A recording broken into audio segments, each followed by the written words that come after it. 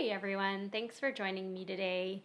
So, before I get started, if you haven't seen on social media and my email, if you're subscribed to it, I started a blog.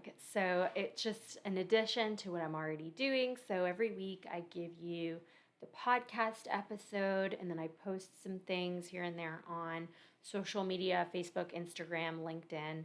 And now I started, just this last weekend, I started a blog. And so basically, it's just kind of a bite size, 5 minutes or less read of some kind of topic. So far, the two that I posted are related to podcast episodes. So just, instead of listening to it, you can kind of read that. And not everyone likes to listen to podcasts.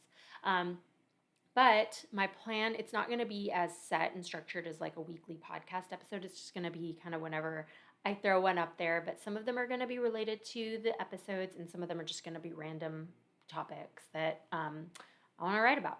So I just wanted to tell you about that in case you haven't seen it yet and feel like looking into that. You can find all of that on my website. It's www.navartewilborn.com. So really easy to find. If you haven't already subscribed to the email list, please do that because that's where you'll get all those updates and you'll never miss out. With social media, sometimes you'll see it, sometimes you won't. Depends on what's popping up on your feed. So it's always good to do that, and you can subscribe to that also on my website. So jumping into today's topic. So I want to talk to you today about self-discipline. So, what I mean by that is basically the idea of having some way of like following through with something that you want to do. And discipline is something that we talk a lot about. You can talk about it in parenting. You can talk about it in, having the determination to get up or the plan to get up and work out or do whatever, So it's discipline is something that we all have to deal with. Every single one of us in some form or fashion in our lives has to have some form of discipline, which is basically just a set of rules that we follow or some kind of plan that we'll follow through with. But with discipline, when we're talking about self-discipline, it's something that we have to put on ourselves. If you're a parent and you're disciplining your child, well, then your child is adhering to your rules, and your kid is following a set of rules that you set out. It's something that they have to do, and if they don't do it, there's a consequence. Well, that a lot of the time, the consequence is the reason that they do the good thing. It's just all of us, right? We don't speed because we don't want to get pulled over and get a ticket. We don't run red lights because we don't want to get pulled over. We don't want to cause an accident and get hurt. So that discipline comes externally. So those rules are set in a lot of ways by either our environment or other people in the world that set rules for us, or there's consequences that come naturally. So we end up having that discipline because we're following some rules. But when we're talking about self-discipline, it's so much harder because there's really no outside accountability. No one's going to come in and punish you and discipline you if you don't get up and exercise, or if you don't eat right, or if you don't do the laundry or the dishes or whatever it is that's on your list to do. No one's going to get mad at you. Now, yeah, I mean, you could have some kind of domestic issue with your husband, wife, partner, whatever. If you don't do something, they could be like, hey, why didn't you do your stuff? But generally speaking, we're talking about the things that we set out to do for ourselves or goals that we have for our home that we set out to do. Those are things that no one's going to punish us for. But there is this, natural consequence that happens that you think would be pretty motivating, but a lot of the times it's not, and that is guilt. So most people who talk about having an issue with discipline and having, the ability to follow through with something they want to do, a lot of the time it comes with a side of guilt. So it's this feeling of being upset with ourselves and disappointed in ourselves, or just feeling really, really upset with ourselves because we didn't do the thing that we wanted to do or that we decided to do or that would have made us feel better. Because we didn't do it, we feel bad about ourselves. And it's not a frustration or a disappointment in someone else, it's just with ourselves. And again, you would think and hope that that would be enough to motivate us, to get us to do the thing. But that doesn't happen most of the time. Some people are really, really well disciplined and they have that inner motivation and they do the thing, and there's really nothing that they can't do if they set their mind to it. Most of us struggle with self discipline. It's just a human nature thing, right? Some people struggle with it more in certain categories of life than others, and some people struggle with it in every category of life. So there's some people that are really good with disciplining um, what they eat and how they exercise, but then they're really, really not good at getting their work done, and they're not good with taking care of their home and their dishes and their laundry and just those kind of things. And then you have other people who are on the opposite end, which can take care of the house and everything in it. Their house is always immaculate and clean, but they don't wake up to do the exercise that they want to do. They struggle with their weight or their health because they don't follow the things that they want to do for themselves for their physical health. And then you have, you can go down people who don't take care of their mental health, people that don't take their medicine, people that don't, leave the house, people that won't, shower as often they want to shower, wear the makeup that will make them feel better, um, and on, right? There's always something that we need to do or could be doing or all those things that will make us feel better or that will help us achieve something that we need to do that ultimately will lead to us feeling good about life. And honestly, most of the things that fall under the category of self discipline are things that, if we put them off, could be done tomorrow. When you hit a wall and you don't have any more clean clothes to wear because you kept putting your laundry off, that can be a problem. But really, there's no, there's no situation where, you didn't do the laundry and now you've missed your window and you can never do laundry again. That doesn't exist. So it becomes easier, I think, for us to put these things in the category of optional when they really shouldn't be optional. Self-care shouldn't be optional. Hygiene shouldn't be optional. Taking care of your home shouldn't be optional. Eating well shouldn't be optional. But we all do it. We all struggle with these things.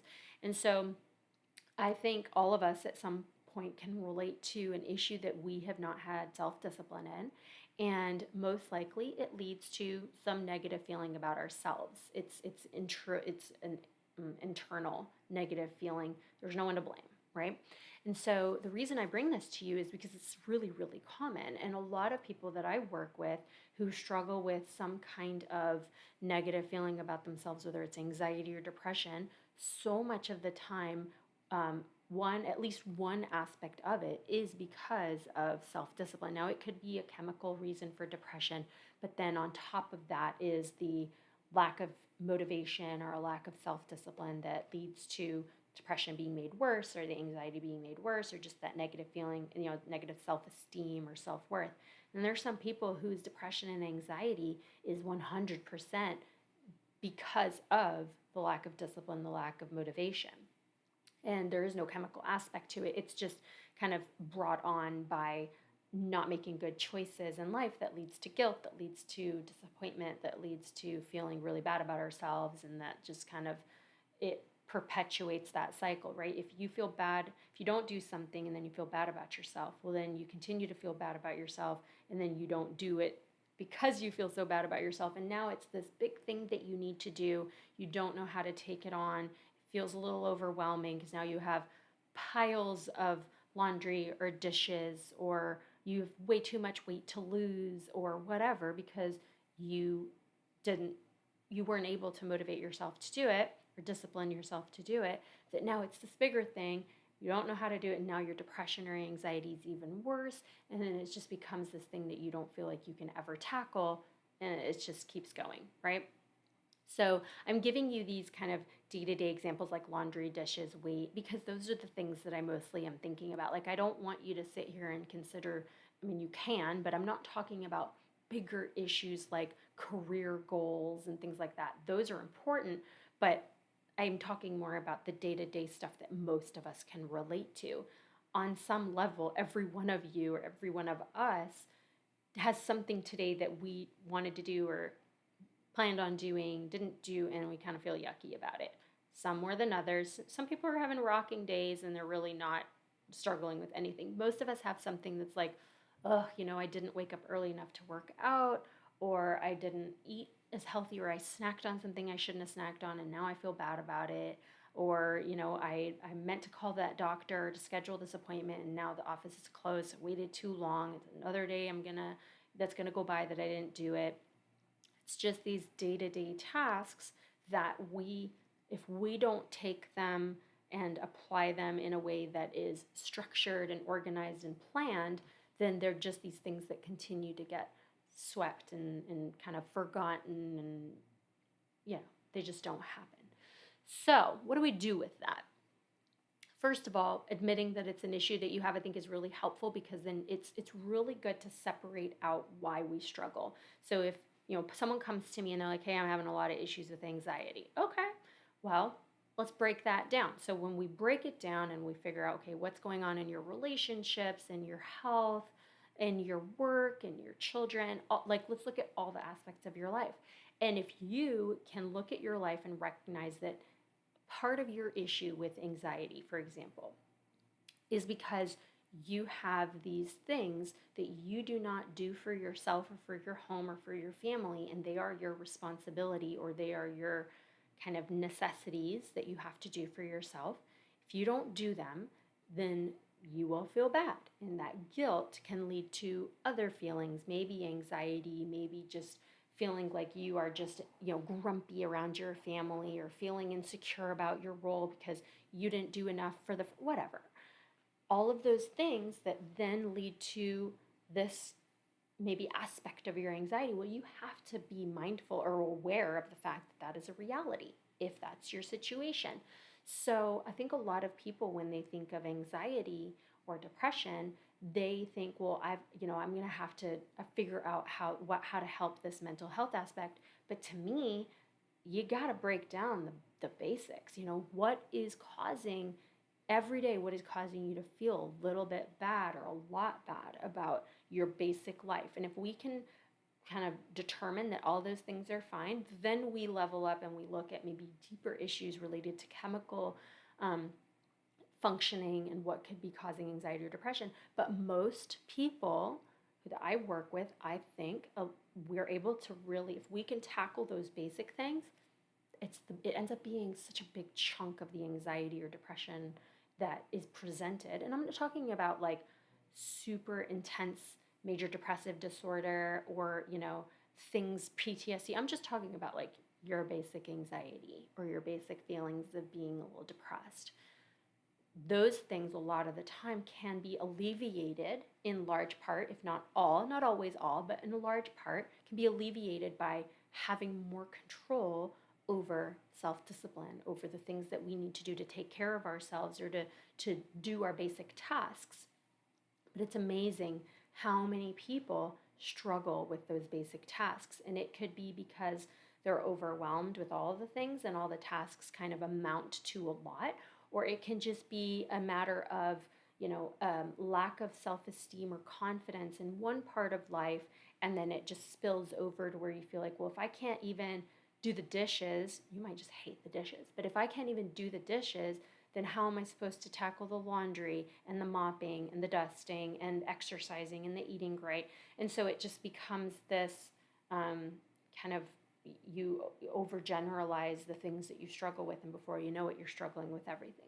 Or like I said earlier, you slowly put something off, and before you know it, it's this massive task that you have to take on, and you just don't know how you're going to do it. It's just too big. You don't know how to break things down. And so that's where I come in, right? And so when I talk to people about these things, and even when I'm doing it with myself, when I'm feeling overwhelmed, the first thing I do is I have to make a list of things that I need to do, or things that are coming up that I need to be aware of. Like it's usually for me, and it's different for every person, but the way it plays out for me is it's usually some feeling of being overwhelmed because there's just too much going on, or there's too many things happening in my mind, too many things I'm thinking about, too many things I need to do, or just things I'm worrying about. And if I can start by addressing the basic stuff, which is like, okay, what do I need to do today? What are all the stupid tasks that I really shouldn't have to write down, but today I need to write them down because I'm feeling a little overwhelmed by everything. So if I can clear that out and see like, okay, here's my to-do list. Okay, well, what's my schedule? Okay, here are all the things that I need to do to where I need to be, appointments and whatever. And then what are some bigger things that I know I'm thinking about, like the trip that's in a few weeks, or the the paperwork that I need to fill out for this, or the phone calls that I need to make. Like, what are some maybe things that don't need to be done today, but they're things that I do need to get to? Well, let me write those down. And then by doing that, whew, you kind of get it off of your mind a little bit where it's still in there, but it's not all happening at once. It's been put down on paper, it's organized a little bit, or at least it's just out. And now there's a little bit more room in my mind to focus on what I really need to prioritize. And by looking at all these things that I've just written down, I can look at that and say, okay, well, this really not important for right now. I'm going to put it over here. So here are the things that I do kind of need to prioritize. So of this, what do I start with? And then you kind of just look based on what's on that list with what's the thing that's most important, or what's the thing, some people will start the fastest, like, well, these will take the least amount of time, so let me go ahead and knock those out. Or this is the biggest one that I'm dreading, I don't want to do it right now. Or the opposite, I'm dreading that the most, so let me get it out of the way first, because if it's off my list, then everything else is a little bit easier. So every person has a different way of getting through that overwhelm.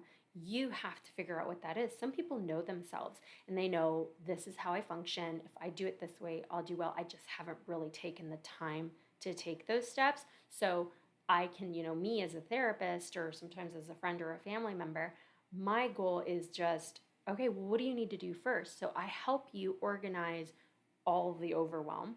I'll remind you that you already know what you need to do. You're just not doing it. So let's go. What's the first step? Tell me what you want to start with. And then by just helping someone find the path, like clear the dirt enough to see the road, get on that road, and then they're good. They'll take off and they know exactly what to do. There are some people that have no idea what the starting point is and don't know how to even, we got to still brick that road. We got to put some concrete down and do all the thing. Like, we got to pave it. And I can do that too. So for you, what point are you in? Are you in the point where you need a from scratch help from someone in your family, or a therapist, or just sit down with a piece of paper and figure it out yourself? What do you need? Are you at that point where you need to create a system, identify all the things that you need to do, and then create a system to get them done? Or are you someone that already knows that system? You just fell out of the habit of doing it, and you're overwhelmed, but you didn't stop long enough to realize, if I just do this, if I just follow the system that works for me, I'm going to be fine. So I'm asking you that question. What part of this are you in? If you need to start from scratch, I highly suggest that you do it. It is such as someone who struggles with anxiety, that is so overwhelming to not have a system, to not know what helps you. That's exhausting, it's overwhelming, it's very difficult, and it's anxiety provoking. It's still stressful when you don't follow your system, but having a system that you can fall back on is so much easier than not having a system at all. And honestly, I think our systems change over our lives as we get older and our responsibilities change. We have to change and adapt as well and come up with better systems. I'm in a stage of life, I think, where I'm pretty leveled out, where my system typically always works for me if I remember to use my system. And so that's where a lot of the times I have day reminders that are set to come up every single day on my phone forever. And I may not even need to follow it that day, because I might not be in that space where I really have to be that structured. But the fact that it pops up on my phone every day on that day that I'm not okay and I'm feeling a little overwhelmed, and I see that reminder, I will remember to use my system. So I don't wait until I'm struggling to remember to use my system. I have a reminder for my system every single day. And that could be, one of my reminders is just make a to-do list. Like, as simple as that, make my to-do list. I don't always need to make it, but when I do, and it's there, and I pick up my phone and it's on there all day, because it's one of those reminders that doesn't go away till I click that it's done. I use the Google Calendar reminders. So it's there all day, and I do not undo it until I don't click it done until I either have done it or the day is over, I'm going to sleep. Because at some point in that day, I might be fine in the morning, but maybe by the afternoon or the evening, something has happened that has overwhelmed me, or I'm stressed. If I see that there at 8 o'clock at night, I'll use it, But if I'm going to bed and it's still on there, I didn't need it, that's when I'll click done. That's just my system. It doesn't work for everyone, but that's what works for me. I need that accountability. And like I said at the very beginning, a lot of the times our accountability comes from the outside. Rules that are set for us that if we don't follow, there is an external consequence. We don't have that when it's a self kind of driven or self created goal or need. So accountability for me comes in the form of reminders on my phone, or if I tell a friend or my husband or my mom or whoever, hey, this is something I need to do, just remind me that I need to do it. Or will you make sure that I get this done? And like if I haven't gotten it done by this point, just tell me. There are certain things that I'll have a friend that is going through something similar. We're both working on achieving this goal. So just by the nature of having a shared goal, we talk about it regularly. And so when we talk about it, it's at the forefront of my mind. So I'm more likely to be working on it. I do that a lot with career goals. So if I have something that I'm working on in the practice, I own this business. There's no one else telling me what to do. I have to do it. But I have people that work with me that will kind of be working on maybe something together. And by the fact that they also are aware that it needs to be done, then we're talking about it. And that creates an accountability for me. And we do it for each other. So some of these things you need to do for yourself. You just need to be more self-disciplined, and you need to create a system. Telling you to be self-disciplined is great. That doesn't do anything. Create your system. Find what works for you. There's, an endless number of options on the internet. If you just Google, help me be more organized, you're going to have all these things that are going to pop up that other people have created ideas that you can take and either use it as it is or change it to make it more your style. But you have to do that. You have to be more disciplined, and that starts with creating a plan and a system and a whatever works for you. But I think that all of us have this issue, and it's going to come and go. Some days you're more organized than others. But what I don't want you to do is beat yourself up for needing a system. You need I've talked about this before. I don't know who you are right now, but you need a system. Because it doesn't matter what phase of life you're in or what you're doing, everyone needs a system. You don't need to use the system every single day, but you need to have one to fall back on. So that is your homework, is make sure if you don't have a system that you create one. And if you have one, make sure you're using it. And there are people I work with, and you know yourselves if you're listening, where they'll come into a session and quickly the conversation goes in the direction of, I'm just overwhelmed. And those people, all I have to do with them is say, okay, are you using your system? And those people are usually like, well, not either no or not as well as I could be. And just by kind of reigniting that, it all just falls into place. So that's obviously, again, I'm talking about the daily stuff. I'm not talking about your intense mental health struggles. I'm talking about the little stuff that, maybe accumulated turns into the bigger stuff. But start with that little stuff. Start with your daily tasks, your self-care, your habits. Make sure you're doing the things that you want to do, the things that make you feel in control of life and make you feel good about yourself. And then you will see an improvement. It's just how our brains operate. We thrive on structure. It's human nature.